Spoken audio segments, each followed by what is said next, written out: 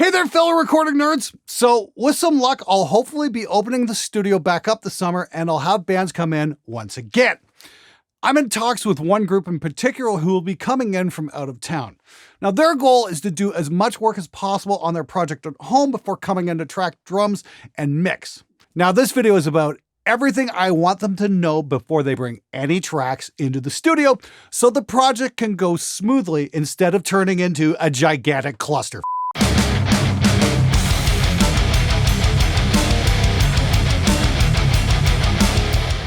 I think this is a situation a lot of bands are in these days. Track guitars and vocals at home, maybe with some easy drummer, and then go into studio to lay down real drums and finish it off. It's a great strategy to save some money, and when you're in the studio, it's not always easy to get an inspired performance when the clock is ticking, the pressure is on, and it's costing the band money that they just don't have. I've seen many great musicians crumble under the pressure, and I've seen some terrible ones completely disintegrate as if Thanos had just snapped his finger. Hell, one guy even puked in the car during the ride up to the studio. He was so nervous. That guy was actually really great to work with. Let's face the reality of the situation. Large recording budgets don't exist anymore, and even labels aren't putting up much cash these days for bands to record with, because ultimately we're making a product that nobody wants to buy. Ironically, for most bands, the situation hasn't changed very much. Even in the days of large budgets, bands would have to pay off their label advance before ever seeing a dime from album sales. Only the biggest selling artists would ever see any money from record sales. And in my opinion, with the advent of file sharing, the recording industry reaped what it had sown. So home recording is definitely the way to go these days. Unfortunately, the problem with everyone having access to recording technology is that many don't realize some basic requirements for getting the best possible tracks. Too often, mix engineers are forced to deal with substandard tracks that sound like they were recorded by the deaf and wind up spending most of their time cleaning up a gigantic pile of elephant shit rather than mixing songs. I asked if you, the audience, would like to see a home recording guide, and this is what I got back from some of the mix engineers. Yes, please, make that video. I'm a professional mixing and mastering engineer, and the quality of some of these projects I get is horrible. Even some of the pros don't know how to record. Just had to tell a client yesterday that he needed to get new drums recorded because the player he hired didn't know how to record. It sounded like he recorded them in a freaking gymnasium. Please make that video. Many thanks from all the mixing and mastering engineers. All right, Matthew, thanks so much for writing that. Let's hear from one more person. Hey Glenn, here's a topic you should take on in one of your videos. Proper recording levels. I can't tell you how many times someone sends me something to mix and they've recorded all their stuff super hot like they would on analog tape. Let's get a good lesson in peak and RMS and the digital sweet spots. Thanks and fuck you, Glenn. This is definitely a common complaint. So I put together a list of some very simple steps that are so easy to follow, even your singer couldn't fuck these up. Number 1, file format. Before you lay down anything, please consult with the studio you'll be going to for the required file format. Now this is generally 24-bit, 48 kilohertz, or 44.1 kilohertz. Sometimes you might get asked for a 96 kilohertz sample rate, but that's pretty rare.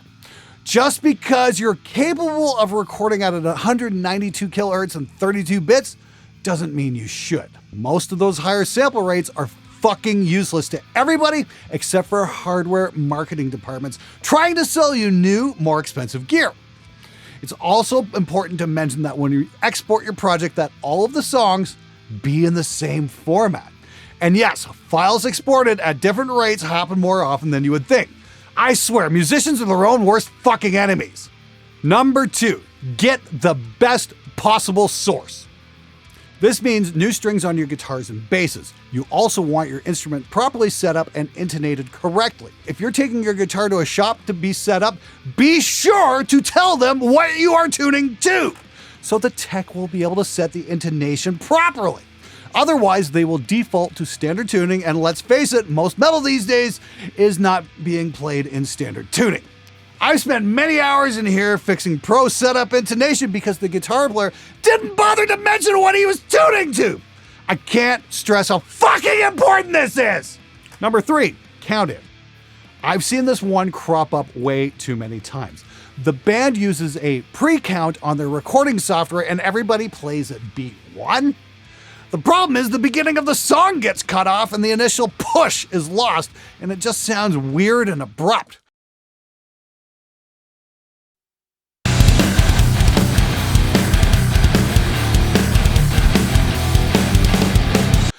the love of crom, do a count in. Count to 4, count to 8. That is if your drummer can handle the math, and let the track breathe for a few seconds before coming in.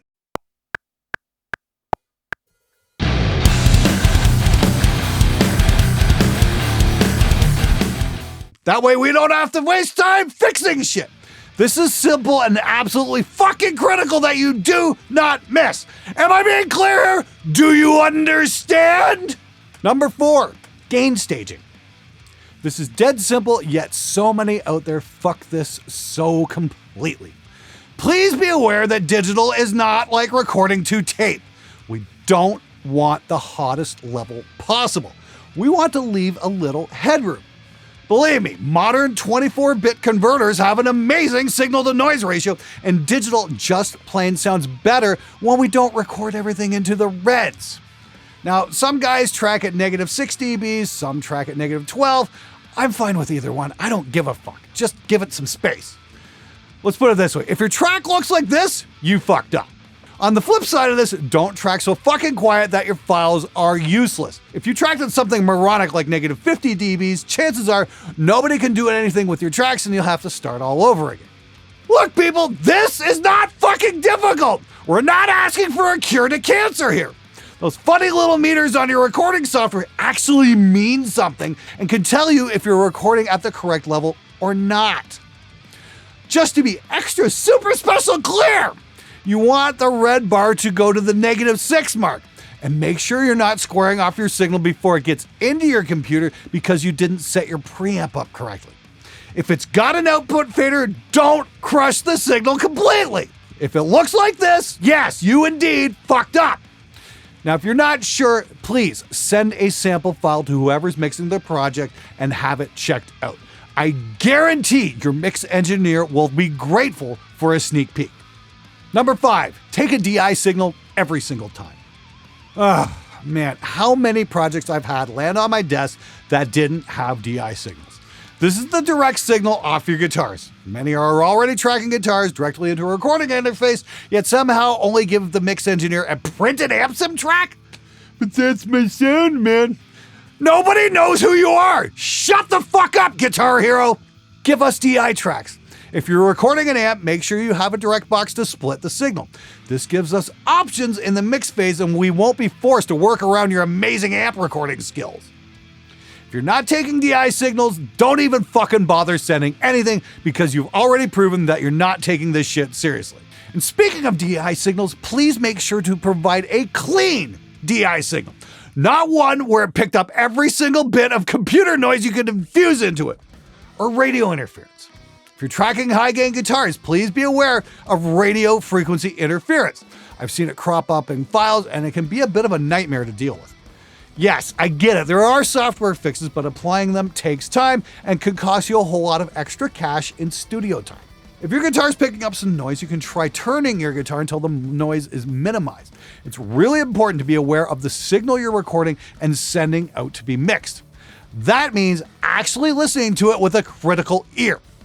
If you hand the engineer a track of noisy dog shit, that is exactly what you're gonna get back.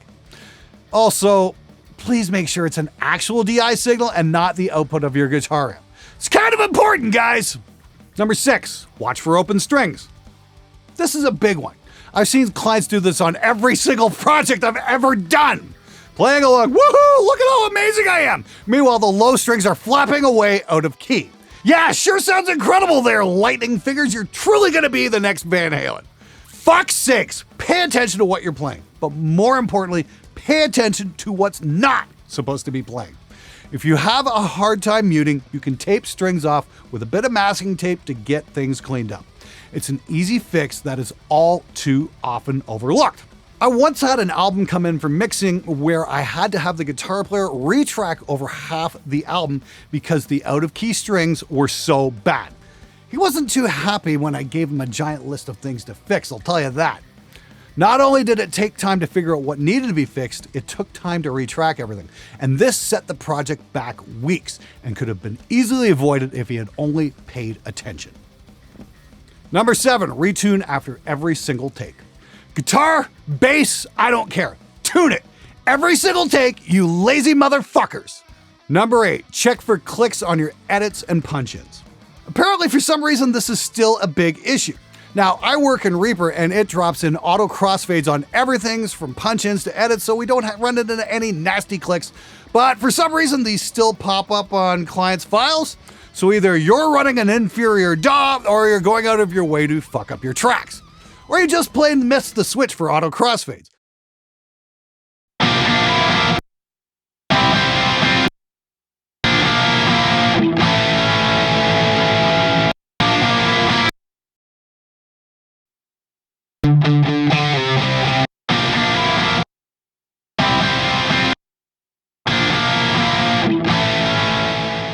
May Crom strike you down and burn you with the fire of 1,000 suns if you overlook this.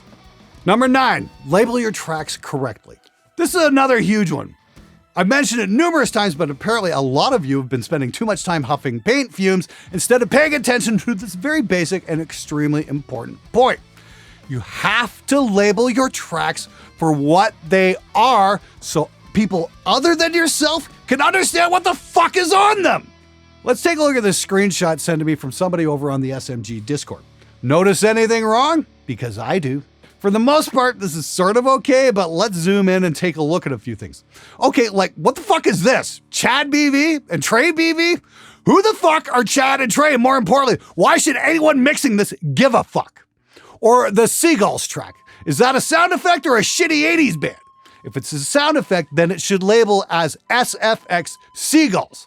Your ultimate goal here is to make the job of the person mixing your project easier so he can concentrate on making your music sound the best it can be instead of wasting his time cleaning up your shit. Now, I'm gonna go out on a limb here and guess that BV means background vocals, as there are already a bunch of other tracks labeled as such. But in this case, Chad and Trey should be labeled BV5 and BV6, so they'll drop into a DAW grouped with the other background tracks instead of randomly. Now, speaking of randomly, the fact that tracks aren't numbered is a huge pain in the ass as well. I've already explained how to prepare your tracks for professional mixing, but it seems I have to do it yet again, as it seems most musicians' true talent is missing the obvious. If you number your tracks before you export them, they will drop into place where you ordered them into a new DAW.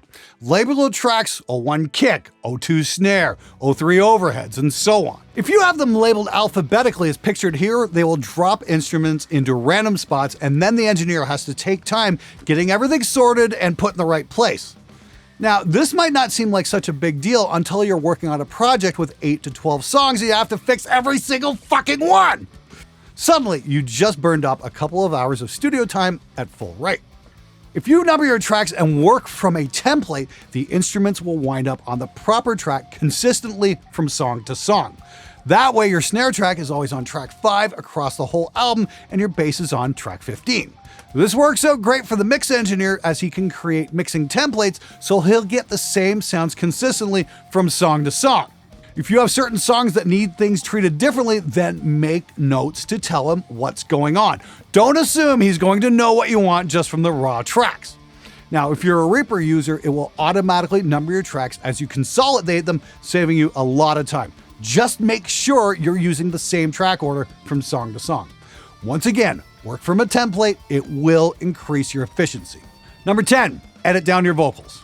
If you have several main vocal tracks that aren't overlapping, then edit them together into a single track. This is to keep your mixer from having to decipher what goes where. Same with the background vocals. Try and simplify everything so it's easy to understand. Again, label them correctly. Lead vocal 1, lead vocal 2, harmony 1, harmony 2. Just like your fucking noisy DI tracks, unnecessarily complicated vocal track layouts suck. Number 11, consolidation. Consolidation means all of your tracks start at the same point. If you haven't learned how to do this, stop whatever the fuck you're doing right now and pay attention. If your tracks all start at different times, the person you're hiring will have to burn up studio time and your budget by fixing this, because he's gonna have to guess where the tracks go. This can be absolute havoc with tracks that are supposed to be stereo aligned and in phase. It is crucial that your tracks be consolidated as they are exported.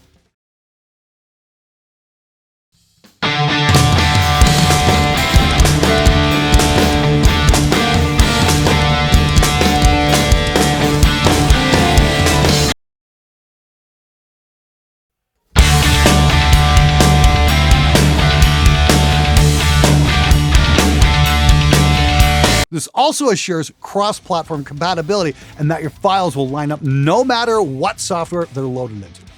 Now, most DAWs have a consolidation function of some kind or another, so take some time, learn how to use it, and most importantly, test your files before you send them off to make sure that they're loaded correctly. Also, make sure you export the song's tempo map as a MIDI file so there's a roadmap. And if your song has a steady tempo, put that in the song's folder name. Now, just remember, you can't expect the person mixing your project to be using the same DAW as you, so saving a project file isn't enough. You have to consolidate. It's really not that difficult, so stop making excuses and get to it, you lazy fuck. Number 12, don't export your mono files as stereo. Now, this is a serious gripe among many mix engineers, and it comes up way too much. When exporting your tracks, don't export your mono files as stereo. I know, big fucking challenge, yet it happens all the time. Like when I get demo tracks for the show from a certain bass player that I work with a lot. Why do I always get the guitar DIs in stereo? Like, what the fuck, man? It's an easy fix in Reaper, but I'm not sure how easy it is to fix in something like Slow Tools. Point being, take care to export your files correctly so we don't have to waste time fixing shit that doesn't need to be fixed. Number 13, double or quad track your guitars. Now, this one is just pure laziness on the part of the guitar players. When you dual track your guitars, you're creating a stereo image. This is what makes them sound big. Now, if you copy and paste a single guitar from the left to the right channel, it won't get the same sound. And the worst thing you can do is dual track something left and right, and then take a chunk of the left guitar and copy it over to the right. Because your guitars are going to sound huge, then collapse, and then sound huge again. Play the tracks correctly, you lazy, incompetent shithead!